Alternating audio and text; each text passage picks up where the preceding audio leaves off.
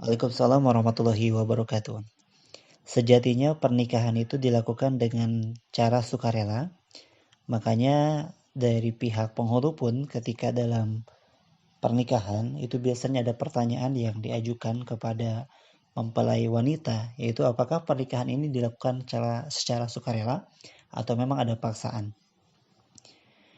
Pernikahan cara paksa ketika adanya ketidakikhlasan dari awal itu tidak akan baik, bahkan kurang baik. Suatu awal yang kurang baik itu akan menimbulkan hal-hal yang tidak baik selanjutnya. Memang bagusnya dalam pernikahan itu adanya komunikasi yang baik antara kedua calon, bahkan antara kita dengan orang tua kita. Ketika adanya keberatan antara kita dengan orang tua kita, kita bicarakan dengan baik. Kita utarakan dengan baik, kita sampaikan dengan baik ketidakmauan kita atau belum seraknya kita dengan calon yang dipilihkan. Terus bagaimana ketika kondisinya kita terpaksa menikah karena kondisi usia yang sudah mulai bertambah, yang melihat sekeliling kita rata-rata sudah menikah sedangkan kita belum. Kondisi seperti itu memang rawan dengan dorongan-dorongan faktor eksternal, biasanya karena adanya sindiran atau karena adanya tuntutan dari lingkungan dan tuntutan dari diri yang melihat usia yang sudah mulai bertambah. Maka dari itu perlu adanya ikhtiar dari kita sungguh-sungguh untuk mencari calon pendamping hidup kita. Selama yang datang itu meskipun kita kurang srek, ada beberapa hal yang kita kurang nyaman, namun ketika kita lihat dari segi agamanya baik, orangnya baik, tidak ada masalah dari segi syar'i, tidak ada salahnya kita menerima laki-laki itu. Wallahu a'lam bishawab. Bismillahirrahmanirrahim. Sekarang kita akan membahas tentang ciri apa sih yang menunjukkan bahwa kita sudah siap menikah. Ada beberapa ciri yang bisa kita lihat dalam diri kita. Yang pertama adalah ketika kita sudah memiliki kedewasaan diri. Dewasa itu bukan berarti umurnya sudah tua, sudah 30 tahun ke atas, tidak. Dewasa itu adalah satu kondisi di mana kita bisa memfilter diri kita, terutama dalam masalah emosi. Salah satu ciri pribadi yang sudah dewasa adalah adanya kematangan dalam bersikap. Dia memiliki jeda dan juga filter. Dia memiliki filter ketika berhubungan dengan emosi. Contohnya, ketika dia mengirim WA kepada salah seorang dan WA itu hanya di-read saja, itu hanya dibaca saja, orang yang memiliki kecerdasan atau memiliki emosi yang sudah dewasa atau kedewasaan diri, dia tidak akan langsung marah. Dia tidak akan langsung memiliki prasangka-prasangka buruk. Kemana sih? Kok nggak dibalas? Kemana sih? Ini kok cuma di-read aja padahal online. Orang yang memiliki kedewasaan diri itu tidak akan muncul prasangka-prasangka seperti itu. Namun orang yang memiliki kedewasaan diri, ketika hal itu terjadi, yang muncul adalah prasangka-prasangka baik. Oh, mungkin dianya sedang sibuk. Oh, mungkin dianya sedang keluar. Oh, mungkin dianya sedang di jalan dan cuma dibuka saja. Yang muncul adalah hal-hal yang sifatnya itu prasangka-prasangka baik. Cek dalam diri kita. Ketika itu ada dalam diri kita, berarti kita sudah memiliki kedewasaan diri. Dan itu salah satu ciri kita sudah siap menikah. Yang kedua, ciri yang kedua adalah ketika kita sudah memenuhi kewajiban-kewajiban diri kita. Kewajiban-kewajiban dasar seperti kita istiqomah dalam melaksanakan sholat. Sholat 5 waktu kita tidak tinggal.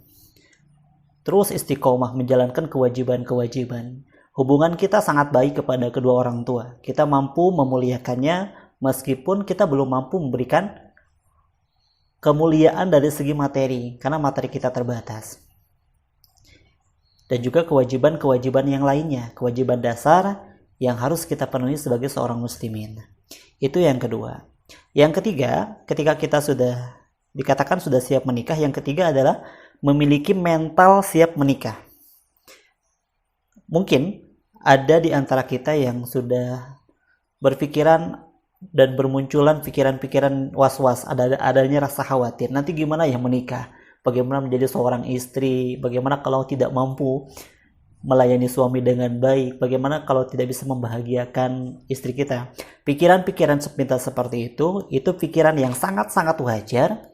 Biarkanlah itu mengalir. Namun ketika kita sudah memiliki mental kesiapan untuk menikah, kita siap menanggung resiko semuanya, kita siap menanggung akibat semuanya, berarti cara mental kita sudah siap untuk menikah.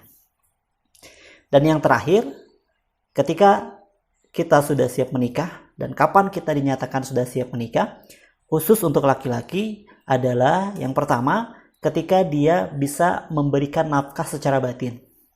Maaf, mungkin bahasanya agak terbuka, ketika laki-laki sudah bisa berhubungan suami istri.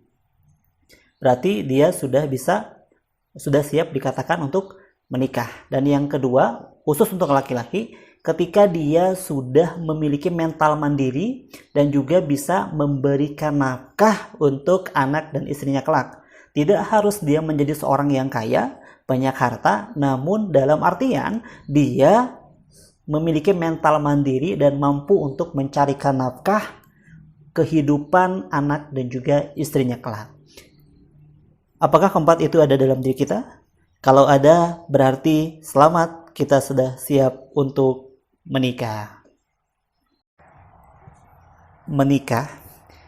Menikah itu sunnah. Ia merupakan tuntunan Nabi kita, tuntunan Rasul kita. Ia menjadi pelampiasan fitrah mencintai dan menjadi pelampiasan hasrat nafsu kita. Menikah itu ibadah. Makanya melihat wajah pasangan pun menjadi pahala. Membahagiakan pasangan pun menjadi pahala. Bahkan menyiapkan segelas minum untuknya pun itu menjadi pahala. Menikah adalah saling menyempurnakan. Tidak ada seorang pun manusia yang sempurna. Yang ada adalah saling menyempurnakan. Maka ketika nanti kita menikah, kita jangan menuntut pasangan hidup kita sempurna. Namun kita saling menyempurnakan. Terimalah apa yang menjadi kekurangan pasangan kita. Karena itu justru yang akan menjadi bumbu-bumbu rumah tangga kita. Pernikahan adalah suka dan duka. Di sana ada tawa, ada tangis, ada sedih, ada bahagia. Silih berganti. Saling eratkanlah tangan kita dengan pasangan kita. Ketika dalam kondisi sulit, banyak sekali masalah yang menumpuk datang dalam hidup. Lebarkanlah tangan kita dengan mengucapkan hamdalah, puji syukur kepada Allah ketika kita dalam kondisi mendapatkan nikmat yang sangat banyak. Ketika kita hiasi rumah tangga kita dengan keberkahan dan kedekatan dengan Allah, kita akan mendapati rumah tangga sesungguhnya, dan kita bisa membangun rumah tangga dunia bahagia, akhirat surga. Bismillahirrahmanirrahim. Sekarang kita akan membahas tentang memantaskan diri sebelum menikah dan apa-apa saja yang harus kita persiapkan sebelum kita menikah. Menikah itu merupakan ibadah yang sangat panjang dan kita wajib memiliki ilmu pernikahan dan apa-apa saja yang perlu kita kuasai ketika nanti kita sudah berumah tangga. Apa saja persiapan yang harus kita persiapkan sebelum kita menikah? Ada 4 poin di sini yang ingin sama-sama kita bahas. Yang pertama, persiapan yang pertama adalah persiapan spiritual. Persiapan spiritual ini merupakan hubungan kita dengan Allah, hubungan kita dengan Sang Pencipta.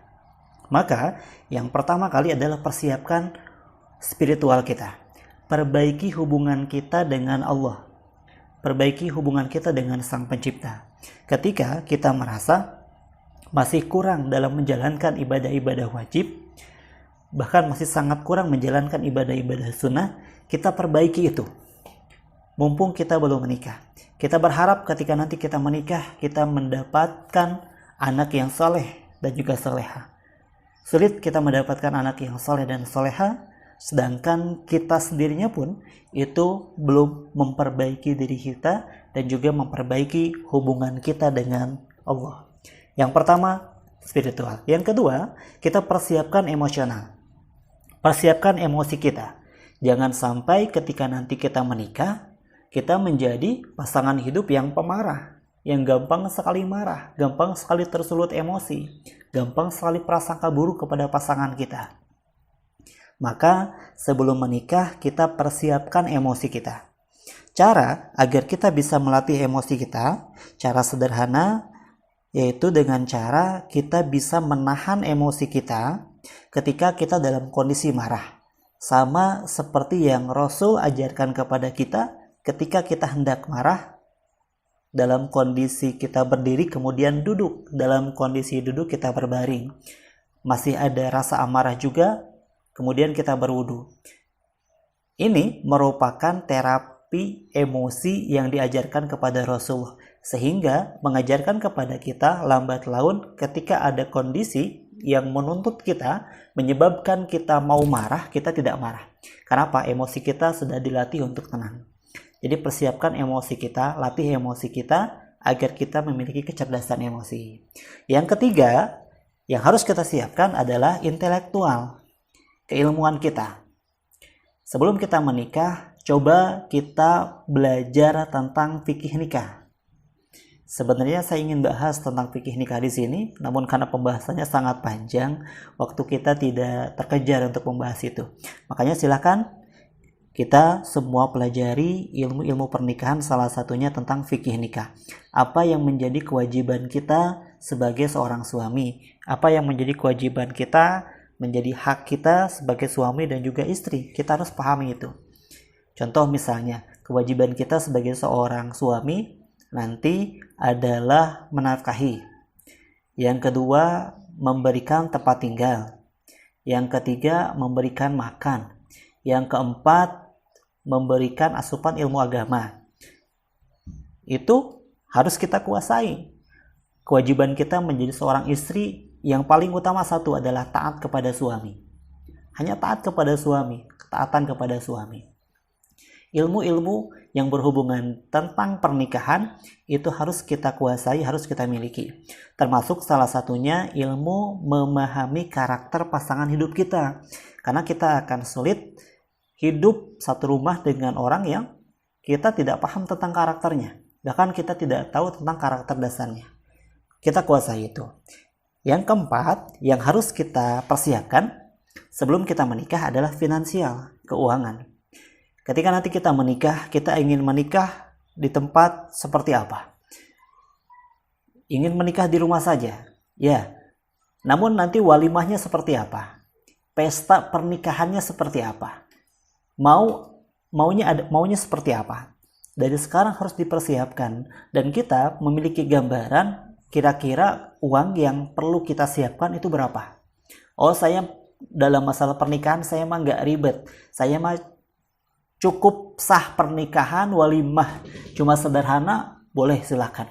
Walimah itu dalam Islam hukumnya sunnah, jadi kalau tidak ada pun tidak ada apa-apa. Tapi Rasulullah menganjurkan diadakan walimah walaupun dengan cara sederhana. Dan satu lagi tambahan dari saya, persiapan yang harus kita siapkan sebelum kita menikah, yaitu persiapkan fisik kita. Misalnya kita sering olahraga nih, bahkan kalau memang ada rezekinya kita cek ke dokter kesehatan kita, kesuburan kita sebagai seorang calon ibu, dan juga kesuburan kita sebagai seorang calon ayah. Apakah kita termasuk orang yang memiliki masalah dengan kesuburan atau tidak? Itu persiapan-persiapan yang harus kita siapkan sebelum kita menikah. Selamat menyiapkan. Bismillah, sekarang kita akan membahas tentang memahami karakter pasangan. Ketika kita sudah menikah, kita memiliki pasangan, kita akan mendapati ternyata adanya perbedaan karakter antara kita dan juga pasangan kita. Perlu yang kita semuanya pegang, ketika nanti kita sudah menikah, ada satu rumus yang harus kita pegang. Kita tidak harus selalu mencintai orang yang akan kita nikahi. Namun, kita wajib mencintai orang yang telah kita nikahi. Wajib mencintai. Wajib mencintai di sana, dalam artian juga harus menerima apa yang menjadi kekurangan pasangan hidup kita. Makanya yang disebut dengan pasangan hidup itu disebut sebagai pakaian. Pasangan hidup kita adalah pakaian kita. Ketika nanti kita menikah, kita akan mendapati kekurangan-kekurangan dari pasangan hidup kita. Sama seperti kita memakai baju, membeli baju. Terkadang baju itu kelonggaran ataupun kesempitan. Namun, ketika kita mendapati kekurangan pasangan hidup kita mendapati kekurangannya, terimalah. Sama seperti ketika kita membeli baju ternyata kesempitan ataupun kelonggaran, terimalah, karena yang menjahitnya bukan kita. Begitupun pasangan hidup kita. Pasangan hidup kita dulu yang mendidiknya, yang bersama dengannya itu bukan kita, tapi lingkungan dan orang tuanya. Otomatis pasti akan ada kekurangan dan akan ada perbedaan-perbedaan dari segi karakter. Dan itu sangatlah wajar. Mindset yang pertama yang harus kita munculkan dalam benak kita adalah kita siap menerima apapun kekurangan pasangan hidup kita. Selama yang namanya kekurangan di sini adalah kekurangan yang wajar. Misalnya, ternyata pasangan hidup kita suka mendengkur. Oh, ternyata pasangan hidup kita emosionalnya tinggi, ternyata gampang marah. Oh, ternyata yang sifatnya kekurangan-kekurangan itu pasti akan ada. Maka mindset awal kita adalah kita terima apapun yang menjadi kekurangan pasangan hidup kita. Itu menjadi kunci utama. Sehingga ketika ada kekurangan dari pasangan hidup kita yang tidak kita kehendaki, kita akan luas, kita akan legowo, akan menerima kekurangan itu. Karena apa? Mindset kita sudah diatur untuk menerima apapun kekurangan pasangan hidup kita. Yang kedua, laki-laki dan perempuan itu memiliki karakter dasar yang berbeda antara laki-laki dan perempuan. Makanya John Gray itu menyebutkan laki-laki dan perempuan itu seperti planet Mars dan juga planet Venus. Planet yang jaraknya sangat jauh. Jadi ibaratkan laki-laki dan perempuan itu makhluk dari beda planet yang digabungkan dalam satu rumah berbentuk rumah tangga. Otomatis karena beda planet, adanya perbedaan antara laki-laki dan perempuan. Nah, karakter dasar itu harus kita kuasai, harus kita miliki. Minimal karakter-karakter dasar secara umum. Karena pasti karakter dasar itu ada dalam pasangan hidup kita. Kita yang suami memiliki pasangan hidup seorang perempuan, istri, otomatis karakter dasar istri kita atau karakter dasar suami kita itu ada sesuai dengan karakter dasar laki-laki secara umum. Kita harus kuasai itu. Kita harus miliki itu. Salah satu contoh karakter dasar antara laki-laki dan perempuan adalah laki-laki itu jenis makhluk yang logika yang main. Maka disebutkan laki-laki itu 90% logika, 10% emosi. Perempuan itu sebaliknya. Perempuan itu 90% emosi, 10% logika. Karena adanya perbedaan dari segi logis dan juga emosional itu, sehingga menyebabkan laki-laki dan perempuan itu berbeda ketika mengambil sikap. Laki-laki ketika hendak mengatakan sesuatu, itu pasti yang main logika dulu. Kalau perempuan, terutama ketika perempuan sedang marah, itu pasti emosi yang main. Kenapa? Karena beda antara karakter dasar laki-laki dan juga karakter dasar perempuan. Kita harus kuasai itu.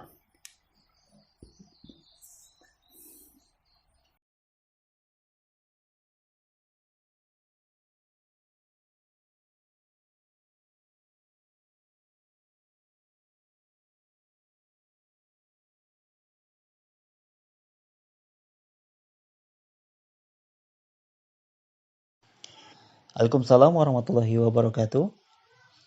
Itu merupakan dorongan untuk menikah dari faktor eksternal atau faktor dari luar. Biasanya memang karena adanya tontonan ataupun pendengaran yang menjurus kepada pernikahan. Misalnya suka mendengar musik-musik yang melodi yang berhubungan dengan percintaan, suka menonton film-film yang berhubungan dengan percintaan, sehingga muncullah bayangan-bayangan dalam diri kita, kayaknya indah ya pernikahan itu. Semuanya bersama, tidur bersama, bisa menyiapkan makanan untuk suami, bisa menjemput suami, bisa bisa ada selalu untuk suami dan juga bersama suami. Itu merupakan sesuatu yang munculnya dari faktor eksternal dan itu hal yang wajar. Apakah itu menandakan kita sudah siap menikah? Itu bukan tanda kita sudah siap menikah. Kalau dari segi ciri-ciri kita sudah siap menikah tadi yang sama-sama kita bahas itu tidak ada. Jadi patokannya ke yang tadi kita bahas. Keinginan jiwa itu pasti muncul karena adanya rangsangan dari luar. Kalau seperti itu lebih kepada rangsangan saja. Kecuali kalau kondisinya kita sudah benar-benar ingin menikah dan adanya kekhawatiran kalau kita tidak menikah, kita bisa melakukan dosa. Kalau seperti itu bisa jatuhnya menikah kepada kita menjadi sunnah, bahkan bisa menjadi wajib ketika menghindari hal-hal yang sifatnya dosa. Wallahu a'lam bishawab.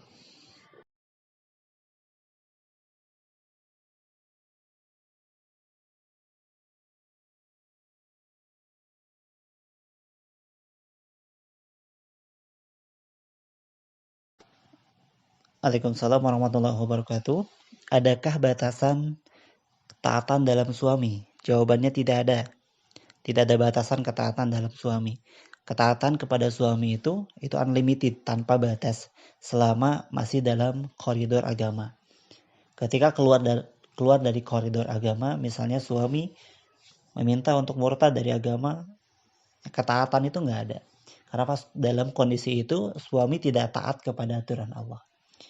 Jadi jawabannya adalah unlimited, tidak ada batasan ketaatan dalam berumah tangga kepada suami kita. Mengenai jodoh, apakah jodoh itu merupakan cerminan kita? Sehingga kalau kita suka baca, hobi membaca, jodoh pun akan hobi membaca. Kita mungkin orangnya suka traveling, jodoh kita pun suka traveling. Konteks jodoh itu bisa seperti itu dan juga bisa tidak. Kenapa? Yang namanya jodoh itu ternyata ada berbagai macam. Ada yang keduanya sama-sama tenang. Yang satu pendiam, yang satunya pendiam. Tapi ada kita menemukan jodoh itu yang satu pendiam, suaminya pendiam banget, tapi istrinya cerewet. Bahkan ada yang sebaliknya. Jadi ada yang seperti air yang tenang, ada yang seperti air yang tenang bertemu dengan ombak yang sangat besar. Itu justru menimbulkan hiruk-pikuk yang baik dalam rumah tangga. Ada yang seperti itu, jadi ada pula yang memang rumus jodoh berbeda. Wallahu a'lam bishawab.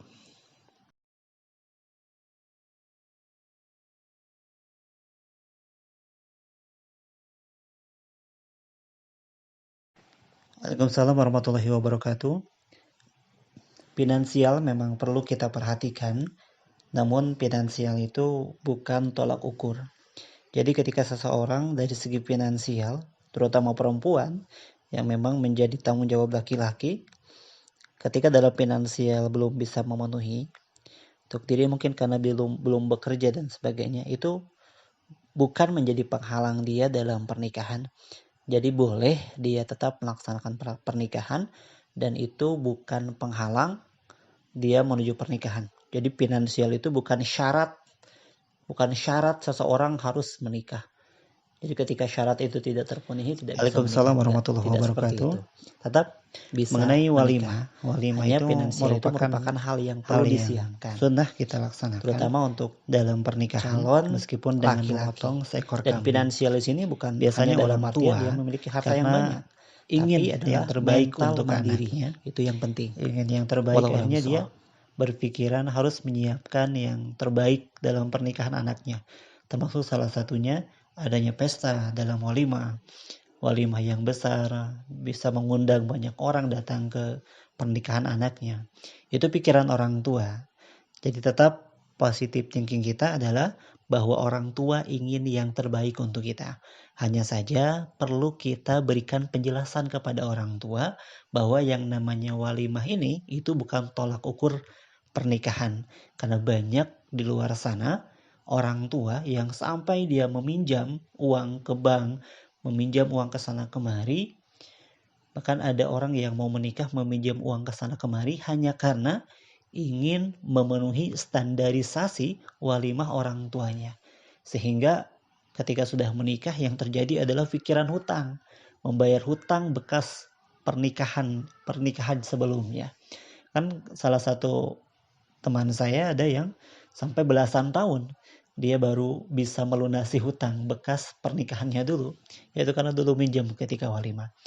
Dijelaskan dengan cara pelan-pelan. Orang tua itu tidak bisa kita berikan penjelasan seperti kita menggurui, namun kita harus jelaskan secara pelan-pelan ketika ngobrol bareng misalnya, ketika sedang mengopi bareng, ataupun ketika kondisi-kondisi santai. Kondisi santai itu kondisi yang orang tua lebih bisa menerima Waalaikumsalam warahmatullahi masukan-masukan wabarakatuh. kita. Atau kondisi sebelum tidur. Sebelum Kita harus tidur, tahu dulu kondisi tidak terlalu apa yang ramai, disenangi kita oleh bicara dari laki-laki. hati ke hati. Insya Allah Laki-laki kalau itu kita memiliki bicara dengan kelemahan. perlahan kepada Kelemahan orang tua laki-laki kita, itu orang dari tua segi kita akan pandangan. paham mengenai hal itu. Dari Wallahu segi a'lam pandangan. bishawab. Makanya perhatikan ketika laki-laki menangis, maka yang dilakukan oleh laki-laki adalah laki-laki menutup mata. Beda dengan perempuan, ketika perempuan menangis, perempuan menutup mulut. Kenapa menutup mata laki-laki? Karena ternyata dosa yang rawan dilakukan oleh laki-laki adalah dosa mata, dosa pandangan. Maka dari itu kita nanti sebagai seorang istri, jadilah sebagai seorang istri yang berpenampilan menarik di hadapan suami kita. Maka nanti ketika kita menikah, coba tanya kepada suami kita, Mas itu suka melihat saya pakai pakaian apa? Mas, silahkan Mas beli pakaian, mau ke pasar atau mau kemana, silahkan ketika Mas lihat ada pakaian yang Mas suka, saya menggunakan itu, silahkan Mas beli. Silahkan Mas beli parfum yang ketika Mas cium parfum itu senang, saya siap untuk memakai parfum itu. Jadi istri idaman adalah istri yang memanjakan pandangan suami. Pandangan yang paling terpenting. Dan bukan hanya itu. Yang kedua adalah seorang istri yang menyejukkan hati. Makanya sebaik-baiknya wanita adalah wanita yang membuat hati suaminya tenang ketika memandangnya. Wallahu a'lam bishawab.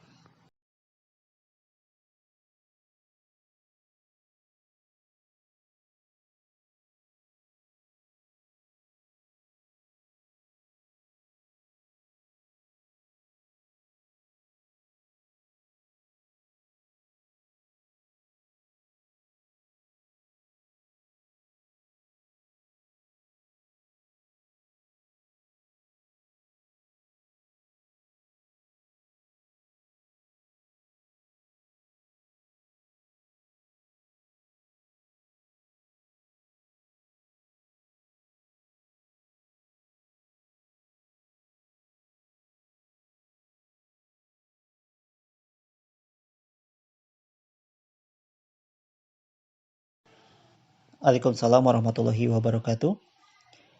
Ahwat itu memang memiliki salah satu karakter dasar, salah satunya ketika sudah berpisah dengan orang yang dia sayangi, itu akan cukup sulit untuk melupakan dan memerlukan waktu. Maka perhatikan ketika ada wanita berpisah dengan laki-laki, di sini bermakna perceraian mungkin, wanita akan membutuhkan proses yang cukup panjang untuk bisa melupakan laki-laki itu. Namun ternyata dia bisa menyesuaikan diri ketika semakin bertambahnya waktu. Jadi ini hanya berbicara masalah waktu. Ketika kita ingin mengikhlaskan laki-laki itu, beratnya itu hanya di awal. Beratnya itu hanya di awal ketika kita beristiqomah dan berniat kita melepaskan ini hanya untuk menyempurnakan ikhtiar kita mendapatkan jodoh yang terbaik, dan kita sama-sama untuk memperbaiki diri, kita sama-sama untuk memantaskan diri, sama-sama belajar. Ketika memang sudah waktunya, sudah tiba nanti masanya siap menikah, kita akan datang, laki-laki itu akan datang kepada kita. Kalaupun memang tidak datang, ya memang bukan jodohnya. Ya bagaimana lagi? Maka penting sekali sebelum kita menikah, kita berharap hanya kepada Allah dalam pernikahan. Kita jangan berharap kepada makhluk, kepada calon A atau calon B, kepada si fulan atau si fulana. Karena kalau kita berharap dan sudah menandai hanya itu orangnya, biasanya yang muncul adalah cinta duluan. Sehingga hal-hal yang sifatnya kurang, hal yang sifatnya mungkin tidak baik dari laki-laki itu akan tertutupi. Kenapa? Cinta yang muncul duluan. Bismillah, karena Allah, niatkan berikhtiar, kita menjauh bukan untuk berpisah, tapi kita menjauh untuk menyatukan di jalan Allah. Insyaallah.